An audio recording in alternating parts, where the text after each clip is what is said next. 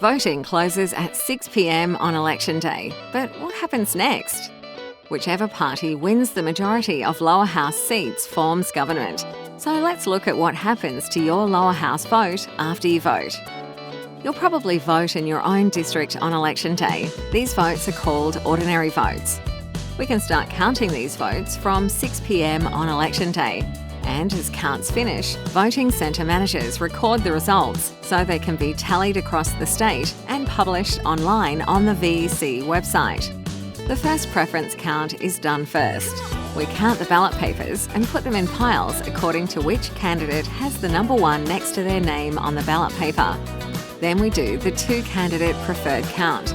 This count allocates all ballot papers to the 2 candidates we think are most likely to be in the lead after all preferences are counted, giving us an indication of district results on election night. We don't count votes at locations outside of their district on election night. Instead, we sort them into districts. This includes declaration votes cast by Victorians we couldn't find on the electoral roll when they voted, but signed a declaration saying they were eligible to vote. We reconcile them and securely send them to a central site where we can process and count them. We verify the eligibility of voters at a central site. If everything checks out, we admit the vote. If we can't verify the voter's eligibility, their vote is not admitted. The processing and counting of declaration votes and votes cast outside their district can take a week. As we count these votes, we add them to our published results online, letting you see what's happening in exciting close seats. Some of us will vote by post, and some will qualify for telephone-assisted voting. If you voted by post, your vote will come back to a central site for counting. For every postal vote we receive, we check the voter's details and verification information on the return envelope. If they don't match, the vote is not admitted to the count. All verified postal votes are opened at 8 a.m. on election day. We remove the ballot papers from the envelopes to maintain vote secrecy and sort them into districts ready for counting at 6 p.m. As postal votes posted before 6 p.m. on election day may still be in the mail, we allow those postmarked before 6 p.m. to be admitted to the count up until 6 p.m. on the Friday after election day. Telephone-assisted votes are taken by an operator at the central site under observation and are immediately put into a ballot box. They are counted on the Monday after election day. We add postal votes received by the deadline and telephone votes to the published results online as we count them.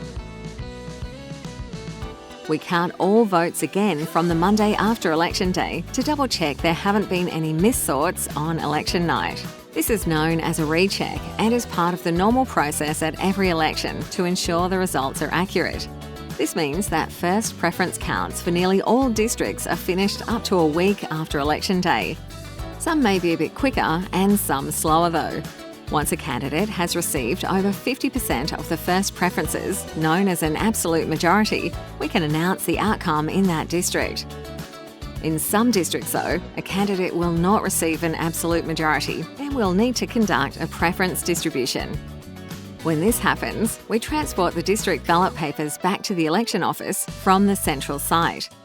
We undertake a full preference count and progressively exclude the candidates with the fewest votes.